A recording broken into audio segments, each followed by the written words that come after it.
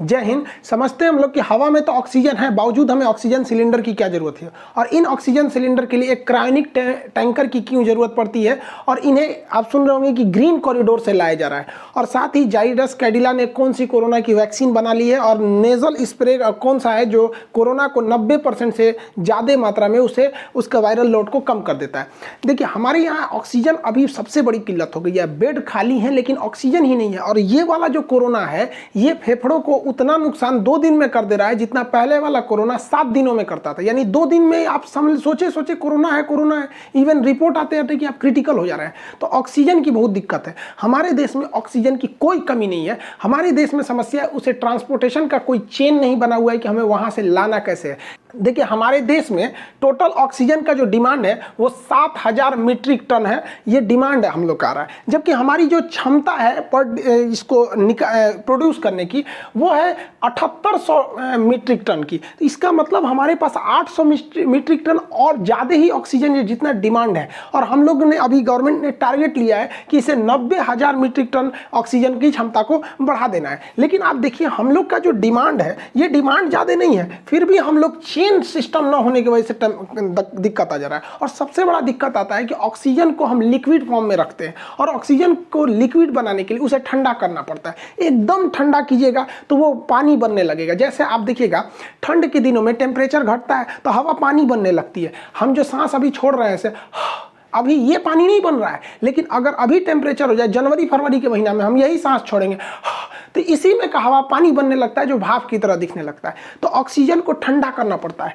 Oxygen -183 degree रखिएगा तो भाप ठंडा होगा। तो एकदम एक्यूरेट तो उतना नहीं रखना है, थोड़ा और ठंडा करना पड़ता है। तो लगभग -185 डिग्री सेल्सियस पर इन बड़े बड़े प्लांट से बनने वाले ऑक्सीजन को फिर इतना ठंडा करके ले जाया जाता है। इसका ट्रांसपोर्टेशन बहुत ही टफ होता है।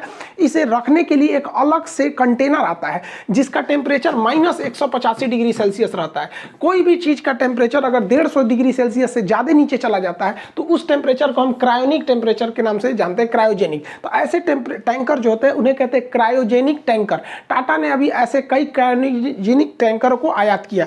इसके बाहर एक कूलिंग सिस्टम लगा होता है जो इस ट्रक को, ये ट्रक चल रही है, ये ऐसे नॉर्मल टंकी की तरह नहीं होता है, इसे यह ठंडा कर रहा होता है ताकि ये लिक्विड के फॉर्म में ही रहे। इसके बाद जो चुनौती आती है, हमारे पास अभी एट ए टाइम इतने ज्यादा टैंकर जो थे क्रायोनिक टैंकर नहीं थे। तो हम लोगों ने कई सारे क्रायोनिक टैंकर सिंगापुर से मंगाया है, कई टाटा ने विदेशों से मंगाया है। और हमारे जो क्रायोनिक टैंकर जो थे, जो बचे थे, तो पता चलता है कुछ राजस्थान में है, कुछ केरल में, कोई इधर उधर बिखरे हुए हैं। और जो ऑक्सीजन का प्लांट है, जो ज़्यादातर स्टील प्लांट से आ रहे हैं, राउरकेला के स्टील प्लांट, दुर्गापुर, विशाखापट्टनम, यहाँ से ज़्यादा आ रहे हैं, वाईजैग वगैरह से। तो यहाँ तक में वो टैंकर ही नहीं है। तो हमारी भारतीय वायुसेना अपने सबसे बड़े जहाज जो है C-17 ग्लोब मास्टर, उससे इन खाली टैंकरों को भर रही है उसमें, और इनको क्या करती है, वो स्टील प्लांट तक उड़ा के लाती है। फिर ये टैंकर इसमें से निकलते हैं, भरते हैं, फिर उन्हें जगह तक पहुंचा रही है। तो एयरफोर्स ने भी इसमें बहुत ज़्यादा बढ़ चढ़ के हिस्सा लिया ताकि ऑक्सीजन को टाइम से पहुंचाया जा सके। हमारे पास ऑक्सीजन की कमी नहीं है। अब इसमें रेलवे ने भी काम किया। रोल ऑन रोल ऑफ, मतलब आपको अगर मान के चलिए कि उड़ीसा में ये टैंकर भर दिया गया तो ये ड्राइवर खुद चला के लाएगा, उससे बेटर है कि इसको रोल करके चढ़ा दीजिए किस पर, इस मतलब मालगाड़ी पर, और ये मालगाड़ी चलेगी और फिर जब दिल्ली पहुंचेगी तो उसे उतार दीजिए, तो रोल ऑफ। तो इसी को रोल ऑन रोल ऑफ कहते हैं। लेकिन समस्या क्या है, ये जो ट्रेनें चल रही हैं जरूर है, लेकिन ये लेट चल रही हैं। जिस हिसाब से चलना चाहिए उस हिसाब से नहीं चल पा रही हैं ये ट्रेनें। तो इसमें भी थोड़ा सुधार की जरूरत है यहाँ पर। हालांकि ये बहुत ज्यादा है, ये लेट भले चलती बट एक बार में बहुत ज्यादा ऑक्सीजन पहुंचा देती है, पूरा इसके ऊपर टैंकर ही लगा रहता है। तो रेलवे की भी ये अच्छी भूमिका है। इसमें आप सुन रहे होंगे कि अरविंद केजरीवाल ने भी वो मोदी जी के साथ जो मीटिंग थी उसमें कहा था कि उन्होंने कि ऑक्सीजन की जो सप्लाई आ रही है उसके लिए हमें ग्रीन कॉरिडोर बनाना पड़ेगा। देखिए, ग्रीन कॉरिडोर क्या होता है, एक ऐसा सड़क की कल्पना कीजिए, मतलब वहां पर पुलिस क्या करती है, पुलिस और ट्रैफिक पुलिस मिलकर पूरे सिग्नल को ग्रीन कर देते हैं, और जो इमरजेंसी वाली चीज रहती है उसको उसी रास्ते से निकालते हैं। मान के चलिए 4 लेन की सड़क है तो किसी एक लेन को वो ग्रीन कर देंगे, और उसमें जो एम्बुलेंस है या फिर जो ऑक्सीजन आ रहा है उसको उसी रास्ते से ले जाएंगे। उसको जितना दूर चाहे वो दिल्ली से कलकत्ता जाए, उसे रेड सिग्नल नहीं मिलने वाला है, क्योंकि ट्रैफिक पुलिस और पुलिस दोनों लगी हुई है इसको जल्दी ले चलो, जल्दी ले चलो। तो इसी को कहते हैं ग्रीन कॉरिडोर। तो ग्रीन कॉरिडोर से अगर ऑक्सीजन आएगा तो जाम में नहीं फंसेगा। ऐसे बहुत सारे ऑक्सीजन जाम में फंस गए थे। अक्सर ऐसा होता है ग्रीन कॉरिडोर का प्रयोग हार्ट ट्रांसप्लांट के लिए करते हैं। दूसरे शहर में हार्ट है, यहाँ ऑपरेशन हो रहा है, अब पता चला हार्ट आ गया, 2 दिन जामे में फंस गया तो दिक्कत होगा। इसलिए अक्सर आप सुनते होंगे ये ट्रैफिक पुलिस और पुलिस के मिलने से 4 घंटे में पहुंचाया गया। तो इसी को कहते हैं हम लोग ग्रीन कॉरिडोर। तो ऑक्सीजन के लिए जरूरी है, गवर्नमेंट इसे बना भी रही है। ऑक्सीजन उत्पादन क्षमता को और बढ़ाने के लिए सरकार जर्मनी से लगभग 25 ऐसे पोर्टेबल जो डायरेक्ट उठ के आ सकते हैं सब ऑक्सीजन मेकर फैक्ट्री लगा रही है। मतलब एक छोटे से मशीन होते हैं, ये ऑक्सीजन को बनाते रहते हैं, बहुत जल्दी जल्दी बनाते रहे, हवा के ही ऑक्सीजन को सेपरेट करके हमें दिया जाता है वो वाला ऑक्सीजन। डीआरडीओ ने जो भारतीय सेना के लिए जो अपना ऑक्सीजन सिलेंडर बनाया था, ये भी भारतीय सेना ने, मतलब ये डीआरडीओ अब हॉस्पिटलों को भी दे रहा है। इसमें एक फायदा ये होता है ना कि अगर आप इससे इस मास्क को अगर लगाते थे तो ये ऑटोमेटिक होता है, कितना ऑक्सीजन बढ़ाना है कितना घटाना है, इसमें नर्स वगैरह की जरूरत नहीं पड़ती है। तो डीआरडीओ भी इसमें महत्वपूर्ण भूमिका निभा रहा है, जर्मनी से ये आयात किया ही जा रहा है। अभी देखेंगे हमारे यहाँ एक और समस्या आ गया है, जो ऑक्सीजन की खाली सिलेंडर होता है ना, ये लोहा वाला, ये सिलेंडर का शॉर्टेज कर गया है। लोग इसको रख रख के घर में रख लिए कि हम कभी बीमार पड़ेंगे तो हम अपने लिए रखेंगे, ये है वो शॉर्टेज पड़ गया। इसका ब्लैक रेट जा रहा है, 600-700 रुपये में मिलने वाला सिलेंडर 20,000-30,000 में मिल रहा है यहाँ पर। इतना ज़्यादा इसकी क्राइसिस हो गई है इस सिलेंडर की। और इसी में क्या कहा जाता है, मतलब एक तो और समस्या समझिए, आप पिछले हफ्ते देखे होंगे कि नासिक में जो ऑक्सीजन सिलेंडर ले जाने वाला टैंकर था, यही लीक कर गया और लीक करने से 20 से 22 लोग की मृत्यु हो गई। कई लोग सोच रहे हैं कि जहरीला होता है क्या, नहीं भैया, ये लीक करके उड़ गया। तो ऑक्सीजन जो मरीज को मिलना चाहिए मिला ही नहीं, ऑक्सीजन की कमी से मरीज छड़फड़ा के मर गया बेचारा यहाँ पे। तो कभी कभी किस्मतों ससुरा खराब रहता है, कहते हैं ना किस्मत खराब रहे तो ऊँट पे बैठे आदमी को कुत्ता काट लेता है। बताइए ये जो बीमारी अलगे है वो में से ऑक्सीजन लीक कर गया। भारत में केरल एक ऐसा राज्य है जिसके पास ऑक्सीजन बहुत ज़्यादा मात्रा में बच गया है। केरल, याद कीजिए, भारत का पहला राज्य था जिसमें कोरोना के सबसे पहले मरीज देखे गए थे। वहीं से यहाँ पे, मतलब भारत में स्टार्टिंग इसी एरिया से हुई थी भारत में।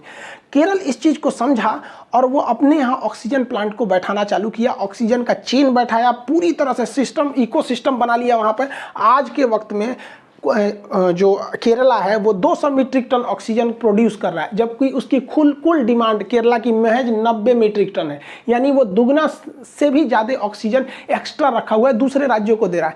इवन उसने अपनी हॉस्पिटल सुविधा को बढ़ाया, उसके पास जितनी ज़रूरत है उससे 9 गुना ज़्यादा आईसीयू बेड है, जितना ज़रूरत है उससे 9 गुना ज़्यादा वेंटिलेटर है। तो इस मामले में केरल आगे है। जानते हैं क्यों? क्योंकि केरल की साक्षरता दर ज़्यादा है, वहाँ लोग एजुकेटेड ज़्यादा है। यही फायदा होता है एजुकेशन का। और एजुकेशन नहीं रहेगा ना तो उल्टा सीधे चीज़ों में हम लोग उलझ के रह जाएंगे। उत्तर प्रदेश में देखेंगे, नोएडा में एक ऑक्सीजन प्लांट लगा हुआ है, बट उसको पर्यावरण विभाग से एनओसी नहीं मिला है, नो ऑब्जेक्शन सर्टिफिकेट। अरे यार, पर्यावरण वालों को भी समझ में नहीं आता, यहाँ आदमी मर रहा है तुमको वहाँ एनओसी भागा जा रहा है। यहाँ पे गवर्नमेंट को भी देखना चाहिए, जो प्लांट एनओसी से अटके हुए हैं उनको फाइनल कराए। केजरीवाल और मोदी जी के बीच में जो बात हो रही थी उसमें देखे होंगे कि गवर्नमेंट ने बहुत सारे पैसे दिए थे, लेकिन वो कंपनी उसको लगाई ही नहीं। तो इस पर भी तो निगरानी रखना जरूरी है, वरना ऐसे ही विकट परिस्थिति आएंगे। देखिए, मरीज को ऑक्सीजन सिलेंडर क्यों दिया जाता है? हम लोग जो हवा में सांस लेते हैं तो हवा में 71% हमारा नाइट्रोजन है, जो हमारे सांस के काम में नहीं आता है। 21% ऑक्सीजन है, यही काम में आता है। तो हम लोग जो सांस लेते हैं वो 21% ही ऑक्सीजन लेते हैं, जिसमें छोड़ते हैं लोग तो 16% ही छोड़ते हैं, यानी 4% के आसपास में वो CO2 में बदल जाता है। तो यही ऑक्सीजन का हमको काम है 21%। लेकिन जब हमारा शरीर स्वस्थ रहता है ना तो हम 21% में काम चला लेते हैं, चलो ना यार कोई दिक्कत नहीं है यहाँ पे। लेकिन जब हमारे फेफड़े काम करना बंद करने लगते हैं, स्थिति खराब हो जाती है, तो ये 21% काम नहीं आता है। तो एक मशीन द्वारा इसमें से क्या किया जाता है ना, ऑक्सीजन लिया जाता है, नाइट्रोजन छाट दिया जाता है, धूल कण को छाट दिया जाता है, हर चीज छाट दिया जाता है। और जो 21% ऑक्सीजन मिल रहा था उसमें से पूरा का पूरा छान के और 98% वाला ऑक्सीजन भर देते हैं। 98%, इसमें ज़्यादा मात्रा में ऑक्सीजन है। अब वही हवा में, खुले हवा में सांस ले रहे हैं तो कितना, 21% के आसपास में ऑक्सीजन जाएगा आपका, और वही ऑक्सीजन सिलेंडर में सांस लेंगे तो 98% जाएगा। तो सोचिए, ये एक ऐसे समझिए, इस चाय में कम चीनी मिली है, इस चाय में ज़्यादा चीनी मिली है, इस तरह से आप समझिए यहाँ पे। तो ये क्या है कि पेशेंट मरीज भी है ना तो उसको 98% मिल रहा है तो काम चल जाता है उसका।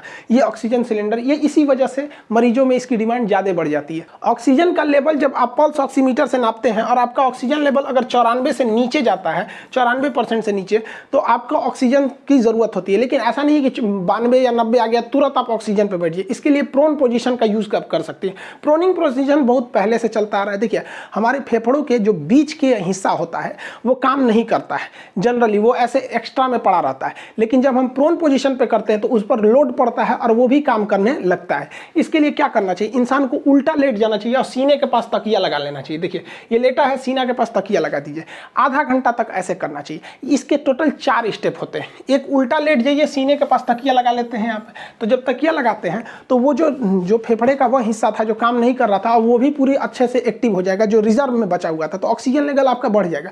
इसका एक और भी होता है प्रोन पोजीशन का, जैसे एक तो ऐसे तो पूरा उल्टा लेट गए और करवट भी घूम के लेट सकते हैं। एक बार इस करवट में, याद रहे करवट जब रखिए दोनों हाथ उसी साइड में रहे, फिर दूसरे करवट में दोनों साइड उस साइड में रहे। उसके बाद आप पीछे तकिया लगा के बैठ भी सकते हैं।